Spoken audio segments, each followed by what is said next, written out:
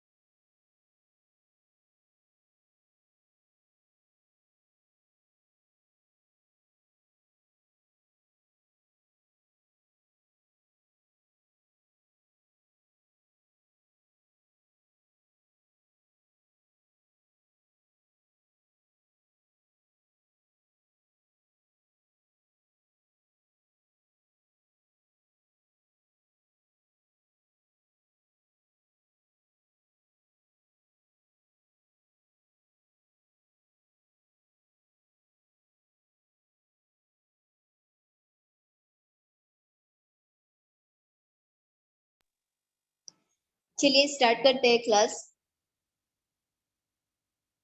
Life process, reproduction, growth and development में मैंने बताया कि कोई भी ऑर्गेनिजम्स डेवलप कैसे करता है, उसके प्री एग्जिस्टिंग सेल से वो डेवलप करता है। प्री एग्जिस्टिंग सेल से वो डेवलप करेगा, तो ये डेवलपमेंट के जो सेल्स होते हैं that is also called a, इनको हम एग सेल्स भी बोलते हैं, अनफर्टिलाइज्ड एग भी बोलते हैं और सिंगल सेल भी बोलते हैं। और इसी से ही कोई भी न्यू ऑर्गेनिजम्स क्या कर जाता है, डेवलप कर जाता है। ठीक है, यहाँ पे एक एग्जांपल के तौर पे सीड्स का डेवलपमेंट बताया गया है, जिसमें ये बोला जा रहा है कि कोई भी प्लांट बॉडी हो, वो भी एग सेल्स या ओव्यूल्स जो होते हैं या फिर जो सीड्स होता है उसके जर्मिनेशन प्रोसेस से वो क्या करती है, डेवलप करती है। और सीड्स के जर्मिनेशन के लिए कुछ एडिक्वेट सर्टेन मीडियम या सर्टेन कंडीशंस की हमको जरूरत होती है। वो कंडीशंस हमारे पास एडिक्वेट वाटर या फिर एयर होता है। आप सभी जानते होंगे कि कोई भी प्लांट ग्रो कैसे करता है, एक स्मॉल सीड्स से वो ग्रो करता जाता है। सेम एज एक एनिमल फर्टिलाइज्ड एग बनाता है, तो उस एग से एक ऑफस्प्रिंग क्या हो जाता है, जनरेट हो जाता है। तो इसका मतलब ये है कि जो अनफर्टिलाइज्ड होता है वो एक सिंगल सेल होता है, और उसी सिंगल सेल का जब फर्टिलाइजेशन का प्रोसेस करते हैं तो आफ्टर फर्टिलाइजेशन प्रोसेस उसमें सेवरल सेल्स बनने लगते हैं, बहुत सारे सेल्स उसमें बनने लगते हैं। और उस सेल्स के थ्रू जो ऑफस्प्रिंग है या फिर जो चाइल्ड है अपने पेरेंट्स से क्या कर जाता है, डेवलप कर जाता है। ठीक है, ये जो एग होता है, फर्टिलाइज्ड एग, ये डिवाइडिंग का, जिसको हम सेल डिवीजन का प्रोसेस बोलते हैं, ये सेल डिवीजन का प्रोसेस स्टार्ट कहाँ से पे करता है, फीमेल का जो वॉम्ब होता है उस वॉम्ब पे ये सिंगल सेल प्रेजेंट होता है। आफ्टर रिप्रोडक्शन प्रोसेस ये सिंगल सेल, जिसको हम अनफर्टिलाइज्ड एग बोल रहे हैं, रिप्रोडक्शन प्रोसेस के बाद फर्टिलाइज्ड एग में कन्वर्ट हो जाता है। फर्टिलाइज्ड एग में जैसे ही वो कन्वर्ट हुआ, वो प्रेजेंट कहाँ पे है, ह्यूमन फीमेल के वॉम्ब में वो प्रेजेंट है। और जैसे ही रिप्रोडक्शन हुआ, उस रिप्रोडक्शन के 2 to 30 आवर्स के बाद उसमें सेल डिवीजन का प्रोसेस स्टार्ट हो जाता है। ये तो हुई ह्यूमन बॉडी की बात। लेकिन अगर हम एक हेन के एग की बात करें, हेन डायरेक्टली एग सेल प्रोड्यूस करता है, आप सभी ने देखा होगा। तो उसमें आफ्टर फर्टिलाइजेशन 3 आवर्स के बाद इस एग सेल में सेल डिवीजन का प्रोसेस स्टार्ट हो जाता है। और अगर बात करोगे आप एक प्लांट बॉडी की, कि प्लांट बॉडी में आफ्टर पॉलिनेशन प्रोसेस जो सेल डिवीजन है वो कब स्टार्ट होता है, तो 24 आवर्स के बाद, आफ्टर फर्टिलाइजेशन 24 आवर्स के बाद उसमें सेल डिवीजन का प्रोसेस स्टार्ट हो जाता है। तो इससे ये बात पता चल गई कि जो भी ऑर्गेनिजम्स हमारे नेचर में प्रेजेंट है, like a human body, animal body या प्लांट बॉडी, ये सभी फर्टिलाइजेशन प्रोसेस के थ्रू ही अपने ऑफस्प्रिंग को क्या करते हैं, जनरेट करते हैं। इन सभी की बॉडी में इनिशियली एक प्री एग्जिस्टिंग सेल प्रेजेंट होता है, क्योंकि स्मॉलेस्ट यूनिट ऑफ लाइफ क्या होता है, सेल होता है। इसको हम अनफर्टिलाइज्ड एग या फिर सिंगल सेल या फिर एक्स सेल के फॉर्म पे क्या करते हैं, इंडिकेट करते हैं। ठीक है, और इसी में जब फर्टिलाइजेशन का प्रोसेस होगा, तो आफ्टर फर्टिलाइजेशन उसमें सेल डिवीजन का प्रोसेस होगा, जो कि फीमेल बॉडी की जब बात की जाए तो वो फीमेल के वॉम्ब में सेल डिवीजन का प्रोसेस स्टार्ट करता है, और उसी के डेवलपमेंट के थ्रू एक ऑफस्प्रिंग जनरेट हो जाता है। तो आपको क्या लगता है कि जो फर्टिलाइजेशन का प्रोसेस है उसमें डिवीजन जरूरी है क्या? जब भी रिप्रोडक्शन का प्रोसेस होता है उसमें मेल और फीमेल का जो रोल है वो इम्पोर्टेंट है, क्या वो जरूरी है? इसके अलावा जो पेरेंट्स हैं जो कि ऑफस्प्रिंग को जनरेट करेंगे, क्या सेम टू सेम उनकी जो एग्जैक्ट कॉपी होगी वो उनके ऑफस्प्रिंग में दिखाई देगी? जो एनिमल्स होता है, क्या इंडिविजुअली वो रिप्रोडक्शन का प्रोसेस नहीं कर सकता? रिप्रोडक्शन होने के बाद जो ऑफस्प्रिंग जनरेट होता है उनमें ग्रोथ या डेवलपमेंट जो होता है, क्या अलग अलग स्टेज में होता है या एक ही साथ सब कुछ डेवलप हो जाता है? ठीक है, तो इन सारे क्वेश्चंस के आंसर हमको इस चैप्टर में मिलेंगे कि रिप्रोडक्शन के लिए मेल और फीमेल इन दोनों का रोल जरूरी है या सिर्फ एक का रोल ही इम्पोर्टेंट होता है, अगर दोनों का रोल इम्पोर्टेंट है तो क्यों इम्पोर्टेंट है, ठीक है। और इसके अलावा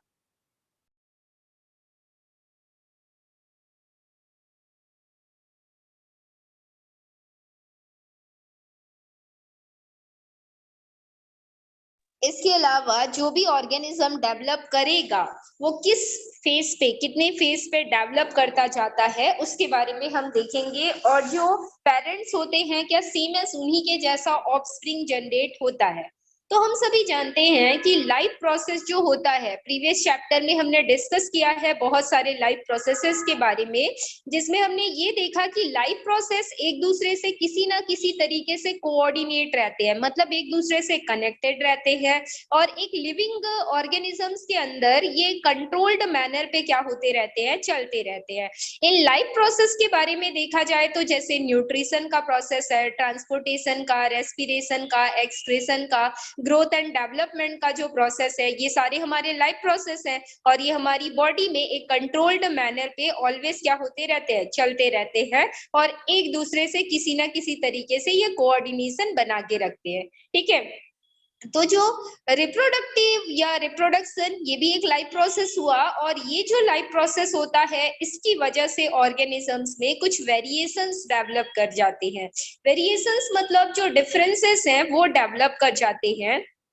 और जैसे किसी ऑर्गेनिजम्स को क्या आप बिना इस लाइफ प्रोसेस के जो पर्टिकुलर लिविंग ऑर्गेनिजम्स है किसी भी स्पीसीज का, क्या वो डेवलप कर सकता है? तो ऐसा नहीं है। रिप्रोडक्शन से उसी स्पीसीज के अनदर जो ऑफस्प्रिंग है वो जनरेट होते हैं, तो ये पॉपुलेशन को बढ़ाने के लिए जरूरी है, लेकिन इतना भी इसेंशियल नहीं कि इसके बिना लाइफ पॉसिबल ही ना हो, ठीक है। तो रिप्रोडक्शन एक लाइफ प्रोसेस है, बट एक इंडिविजुअल लिविंग ऑर्गेनिज्म से अदर ऑर्गेनिजम्स को डेवलप करने के लिए ये जरूरी है, बट बहुत ज्यादा एसेंशियल है ऐसा इसको नहीं बोला जा सकता, ठीक है। रिप्रोडक्शन का जो प्रोसेस होता है इससे एक ऑफस्प्रिंग जनरेट होता है, जिससे न्यू लाइफ साइकिल किसी भी स्पीसीज का वो बढ़ता जाता है।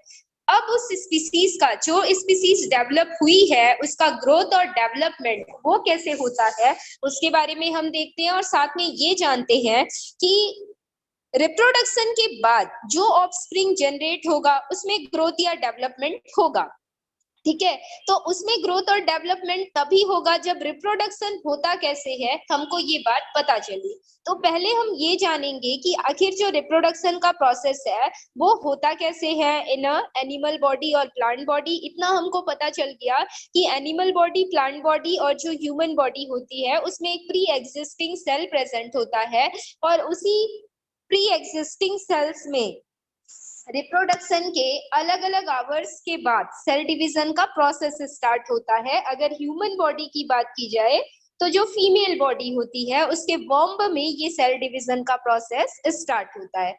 तो देखते हैं रिप्रोडक्शन। देखिए, ह्यूमन जो मेल होता है और फीमेल होता है, दोनों के जो एक्सटर्नल कैरेक्टर्स होते हैं वो एक दूसरे को क्या करने का काम करते हैं, आइडेंटिफाई या फिर एक दूसरे को डिफ्रेंशिएट करने का काम करते हैं। बहुत सारे ऐसे ऑर्गेनिजम्स होते हैं हमारी बॉडी में जिनका अरेंजमेंट होता है वो कैसा होता है, डिफरेंट होता है, जिस वजह से मेल और फीमेल दोनों का रिप्रोडक्शन के प्रोसेस में काफी ज्यादा इंपॉर्टेंट रोल होता है, ठीक है। ह्यूमन मेल और फीमेल जो होते हैं फर्टिलाइजेशन प्रोसेस के लिए उनमें कुछ डेवलपमेंट होना जरूरी है। वो डेवलपमेंट होने के बाद ही उनमें रिप्रोडक्शन का प्रोसेस होगा, और उस रिप्रोडक्शन से एक ऑफस्प्रिंग क्या होती जाएगी, जनरेट होती जाएगी। तो देखिए इसकी स्टडी कैसे स्टार्ट हुई। पहले ऐसा समझा जाता था कि ह्यूमन लाइफ जो होती है उसमें बहुत सारे सेवरल स्टेजेस होते हैं, और उन स्टेजेस में से एक हमारा सिंगल सेल होता है जो कि आफ्टर फर्टिलाइजेशन अनफर्टिलाइज्ड जो एग है वो फर्टिलाइज्ड एग में क्या हो जाता है, कन्वर्ट हो जाता है। लेकिन वो फर्टिलाइज्ड एग में कन्वर्ट कैसे हुआ, एक मेल और फीमेल रिप्रोडक्टिव एंटाइटीज ने आफ्टर रिप्रोडक्शन के बाद क्या एक स्मॉल ह्यूमन को वो अपने वॉर्म में कैरी करता है, या फिर जो ह्यूमन बॉडी है वो वॉर्म के अंदर डेवलप होती है। ठीक है, ये क्वेश्चन पहले थे क्योंकि पता नहीं चल पाया था कि रिप्रोडक्शन के बाद होता कैसे है। सबका मानना ऐसा था कि कोई स्मॉल ह्यूमन जो होता है वो वॉर्म में रहता है और आफ्टर रिप्रोडक्शन के बाद वो हमको दिखाई देना स्टार्ट होता है। बट 1000 years पहले जो पीपल्स थे, इन सभी के लिए डिबेट हुआ करते थे कि आखिर कैसे एक नया ऑर्गेनिजम्स ऑफस्प्रिंग या फिर जो चाइल्ड है या बेबी है वो बॉर्न करता है। 17th सेंचुरी में कुछ साइंटिस्ट आए जिन्होंने ये बोला कि एग जो होता है ये बहुत ही ज्यादा एसेंशियल है, किसके लिए, हमारे लाइफ के लिए। और ये मेल बॉडी और मेल रिप्रोडक्टिव सेल्स, ये एक तो एग सेल्स जो कि फीमेल पे प्रेजेंट होता है, सेकंड है मेल बॉडी और मेल का रिप्रोडक्टिव सेल्स, ये भी काफी ज्यादा इंपॉर्टेंट होता है। जब इनको लेकर जो एग सेल्स है और मेल रिप्रोडक्टिव सेल्स है, इनको लेकर स्टडी की गई। कब स्टडी की गई, जब माइक्रोस्कोप का क्या हुआ, डेवलपमेंट हुआ। माइक्रोस्कोप से इसके स्ट्रक्चर को काफी क्लोजली देखने की कोशिश की गई। तो जब इसको आइडेंटिफाई किया गया तो किसी भी टाइप का कोई स्मॉल ह्यूमन हमको ना तो एग सेल में दिखाई दिया और ना ही मेल रिप्रोडक्टिव सेल में दिखाई दिया। ठीक है, बल्कि कुछ अलग चीजें हमको इसमें देखने को मिली जब हमने माइक्रोस्कोप के थ्रू जो मेल रिप्रोडक्टिव सेल है और एग सेल को क्या किया, काफी क्लोज से माइक्रोस्कोपिक स्ट्रक्चर को देखा, तो ये बात पता चली कि जो मेल रिप्रोडक्टिव सेल्स होता है ना, उसमें काफी स्मॉल छोटे छोटे क्या होते हैं, स्पर्म्स होते हैं। और इसी स्पर्म में होता है क्या, न्यूक्लियस, जो कि काफी लिटिल फूड रिसोर्सेस से क्या होता है, घिरा रहता है। मतलब जो एग मेल रिप्रोडक्टिव सेल्स था उसमें क्या पता चला कि स्पर्म होता है। स्पर्म किसको बोला गया, तो स्पर्म एक न्यूक्लियस लाइक स्ट्रक्चर होता है जिसके सराउंड एरिया में कुछ फूड रिसोर्सेस प्रेजेंट होते हैं और ये आपको एक लॉन्ग टेल के जैसा क्या होता है, दिखाई देता है। ये कब पता चला, जब माइक्रोस्कोप से मेल रिप्रोडक्टिव सेल को आइडेंटिफाई किया गया, तब पता चला। ठीक है, और जो एग सेल्स था, एग सेल भी एक तरह का न्यूक्लियस होता था जिसके सराउंड एरिया में लार्ज अमाउंट ऑफ रिसोर्सेज जो होते थे वो प्रेजेंट होते थे। मतलब हम साइटोप्लाज्म बोल सकते हैं कि उसके सराउंडिंग एरिया में क्या होते थे, प्रेजेंट होते थे। 2000 years ago के बाद कुछ सेल थ्योरी प्रपोज्ड हुई जिसको स्लीडन और स्वान नाम के साइंटिस्ट ने दिया, और कुछ एक्सटेंसिव स्टडीज की गई इन रिप्रोडक्टिव एंटाइटीज की, एनिमल्स और प्लांट में। और ये फाइंड कर लिया गया कि जो हमारे मेल और फीमेल रिप्रोडक्टिव सेल्स होते हैं, ये वो सेल्स होते हैं जो कि रिप्रोडक्शन के प्रोसेस में सबसे मेन इंपॉर्टेंट रोल प्ले करते हैं, और इन्हीं के फ्यूजन के थ्रू ही हमारा जो ऑफस्प्रिंग है वो जनरेट होता है। ठीक है, तो आगे चल के जो मेल रिप्रोडक्टिव सेल था जिसमें से स्पर्म रिलीज हो रहा था, जो कि एक न्यूक्लियस के सराउंड में फूड रिसोर्सेस थे और एक टेल लाइक स्ट्रक्चर था, और एग सेल जो कि एक तरह का न्यूक्लियस था, उसके सराउंड में बहुत सारे एक साइटोप्लाज्म जैसा रिसोर्सेस हमको दिखाई दे रहा था। उन दोनों में फ्यूजन होता है और फ्यूजन के थ्रू एक ऑर्गेनिजम्स जनरेट होता है। तो उसी फ्यूजन के प्रोसेस को क्या नाम दे दिया गया, रिप्रोडक्शन या फर्टिलाइजेशन का नाम दे दिया गया। ठीक है, कुछ सालों के बाद ये जो स्पर्म था और जो आपके एग सेल्स थे उनको नाम दिया गया किसका, गैमेट का। गैमेट जो है एक लैटिन वर्ड से बना है, that is called a gamos. Latin word जो है वो गैमोस है जिसका मतलब होता है मैरिज। ठीक है, इस टाइम पे ये बात पता चली कि जो पेरेंटल कैरेक्टर होते हैं वो उनके ऑफस्प्रिंग में ट्रांसफर तो होते हैं, बट सारे के सारे कैरेक्टर उनके ऑफस्प्रिंग में ट्रांसफर नहीं होते। तो साइंटिस्टों ने ये सोचा कि जो गैमेट होता है उस गैमेट के न्यूक्लियस पे some type of character present होता है, और वो character after fertilization process one generation से अनदर जनरेशन में क्या हो जाता है, ट्रांसफर हो जाता है। मेल और फीमेल गैमेट जो होता है ड्यूरिंग फर्टिलाइजेशन प्रोसेस ये फ्यूज्ड होते हैं। फ्यूज्ड होने के बाद जो जनरेट होता है that is called a zygote. मतलब जाइगोट में मेल और फीमेल दोनों का, जो आपका फीमेल का एग सेल और मेल रिप्रोडक्टिव सेल्स मतलब जो स्पर्म है वो फ्यूज्ड हो गया। फ्यूज्ड होने के बाद जो एक प्रोडक्ट बना that is called a zygote. और जाइगोट जो है ये भी एक तरीके का ग्रीक वर्ड है जिसको यॉकी बोला जाता है। यॉक आप सभी जानते होंगे, एक्सेल्स में आपको देखने को मिलता है। ठीक है, zygote contains a collection of a heredity material. इसी जाइगोट में बहुत सारे हेरिडिटी मटेरियल क्या होते हैं, प्रेजेंट होते हैं, जो कि पेरेंटल रिप्रोडक्टिव सेल्स के फॉर्म पे होते हैं। और यही वन जनरेशन से अनदर जनरेशन को जो इंफॉर्मेशंस है वो कैरी करने का काम करते हैं। तो इससे हमको ये बात पता चली कि जब रिप्रोडक्शन का प्रोसेस होता है तो उसमें एग सेल और जो मेल रिप्रोडक्टिव सेल से सीक्रेट हुआ स्पर्म, दोनों का क्या होगा, फ्यूजन होगा। उसी फ्यूजन के प्रोसेस को फर्टिलाइजेशन का प्रोसेस बोला गया। फ्यूजन से क्या बना, एक जाइगोट बना। और इस जाइगोट के अंदर क्या था, आफ्टर फ्यूजन प्रोसेस हमने देखा कि इस जाइगोट के अंदर बहुत सारे हेरिडिटी मटेरियल थे। हेरिडिटी मटेरियल मतलब जो क्या करता है, हेरिडिटी मटेरियल जो कि इंफॉर्मेशंस का एक कलेक्शन होता है जो कि पेरेंट्स से उसके ऑफस्प्रिंग में आता है और एक जनरेशन से अनदर जनरेशन में ट्रांसफर होता जाता है। तो इसमें हमने देखा कि दोनों का रोल इंपॉर्टेंट है, मेल और फीमेल का, क्योंकि जब तक दोनों में फ्यूजन का प्रोसेस नहीं होगा तब तक जाइगोट फॉर्म नहीं होगा, और जब तक जाइगोट फॉर्म नहीं होगा तब तक जो ऑफस्प्रिंग है वो जनरेट नहीं होगी। ठीक है, जब इनमें जो मेल और फीमेल इंडिविजुअल बॉडीज होती हैं, कुछ सेवरल ऑर्गेनिजम्स ऐसे देखे गए ह्यूमन के थ्रू कि मेल और फीमेल इंडिविजुअल बॉडीज जो होती है क्या वो अकेले ही रिप्रोडक्शन का प्रोसेस कर सकती है या नहीं कर सकती, या फिर जो मेल और फीमेल रिप्रोडक्टिव ऑर्गन्स होते हैं सेपरेटली क्या वो गैमेट को प्रोड्यूस कर सकते हैं। तो इसके लिए कुछ एग्जांपल्स यहाँ पे बताए गए। वो एग्जांपल क्या थे, देखिए, कुछ ऑर्गेनिजम्स ऐसे होते हैं जिनमें ये जो दो रिप्रोडक्टिव सेल्स होता है मेल और फीमेल का, ये एक ही सेल के अंदर क्या होता है, प्रेजेंट होता है।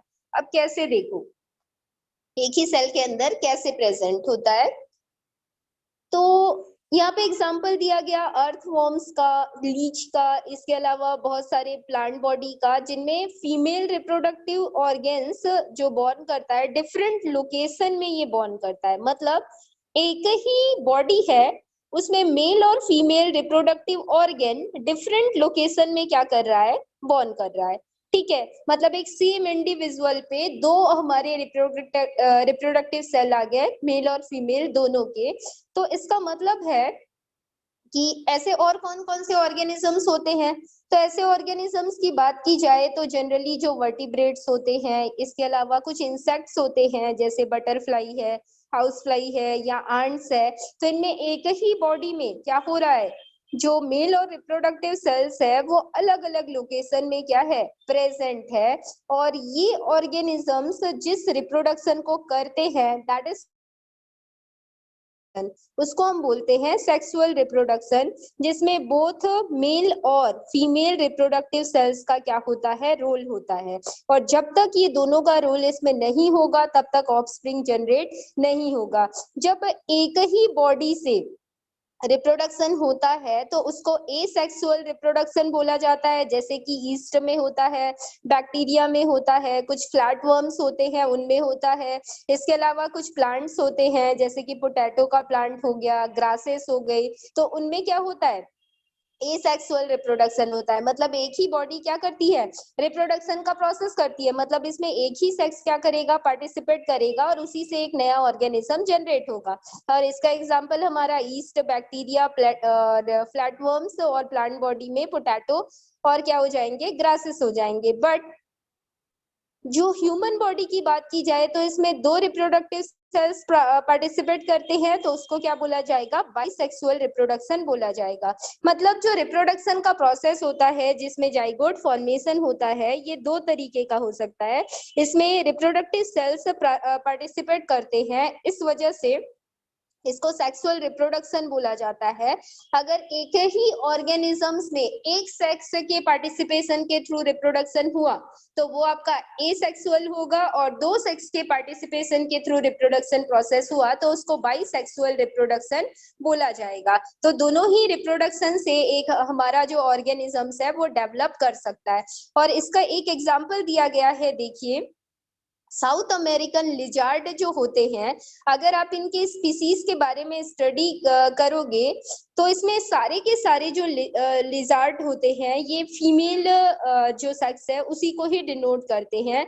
मेल एंड फीमेल फॉर्म्स इसमें प्रेजेंट होता है, but this lizard do not have mail forms in any generation. किसी भी जनरेशन में ये लिजार्ड जो होता है वो मेल फॉर्म आपको किसी भी जनरेशन में क्या नहीं होगा, दिखाई देने को नहीं मिलेगा। मतलब एसेक्सुअल रिप्रोडक्शन हुआ और इसी से ये लिजार्ड जो हो रहा है वो ग्रो करता जा रहा है, लेकिन यहाँ पे नहीं मिलता। इसको कुछ सर्टेन मीडियम या कंडीशंस की जरूरत होती है और उसी कंडीशंस पे ये क्या करेगा, डेवलप करता जाएगा। ठीक है, तो इससे ये बात पता चल गई कि रिप्रोडक्शन तो हुआ, जो अनफर्टिलाइज्ड एग या सिंगल सेल या जो एग सेल्स थे उनमें फर्टिलाइजेशन हुआ, लेकिन ये दो तरीके का हो सकता है, एक एसेक्सुअल और एक आपका बाइसेक्सुअल। एसेक्सुअल मतलब जिसमें एक सिंगल सेक्स का पार्टिसिपेशन रहता है, और बाइसेक्सुअल मतलब जिसमें दो सेक्स का पार्टिसिपेशन रहता है। ठीक है, और जब फर्टिलाइजेशन का प्रोसेस होता है तो इसमें से एक ऑफस्प्रिंग जनरेट होता है, और उस ऑफस्प्रिंग में जो कैरेक्टर्स आते हैं वो एग्जैक्ट अपने पेरेंट्स की कॉपी नहीं होते हैं, क्योंकि उनमें कुछ वेरिएशंस भी आ जाते हैं, कि मैंने आपको बता दिया है 15 चैप्टर पे। और ये वेरिएशन किस वजह से आते हैं, क्योंकि जो हमारा जाइगोट फॉर्म हुआ है इसमें हेरिडिटी मटेरियल का एक कलेक्शन होता है, और ये हेरिडिटी मटेरियल जो होता है ये इंफॉर्मेशन को कलेक्ट करके रखता है, जो कि एक पेयर के फॉर्म पे होगा, और उस पेयर में एक पेयर क्या करेगा, एक पेयर काफी ज्यादा डेवलप कर जाता है, मतलब एक पेयर डोमिनेंट और दूसरा क्या होगा, रिसेसिव होगा। तो जो डोमिनेंट होगा वो कैरेक्टर हमको क्या हो जाता है, नेक्स्ट जनरेशन में रीअपियर हो जाता है। तो आपको पता चल गया होगा कि रिप्रोडक्शन कैसे होता है। इसके बारे में और चीजें यहाँ पे बताई गई है, इसको हम देखेंगे कि एग सेल जो होता है वो कहाँ पे प्रेजेंट होता है, कैसे प्रेजेंट होता है, कौन कौन सी एक्टिविटीज वो करता है। ठीक है, इसके बाद जब रिप्रोडक्शन प्रोसेस के थ्रू एक ऑफस्प्रिंग जनरेट हुआ तो उस ऑफस्प्रिंग में ग्रोथ और डेवलपमेंट कैसे होता है वो हम देखेंगे। रिप्रोडक्शन कैसे हुआ हमने देख लिया, अब हम इसका ग्रोथ एंड डेवलपमेंट देखेंगे। ठीक है, तो आज की क्लास हम यहीं पे खत्म करते हैं, कल की क्लास में हम इसके आगे डिस्कस करेंगे। ओके।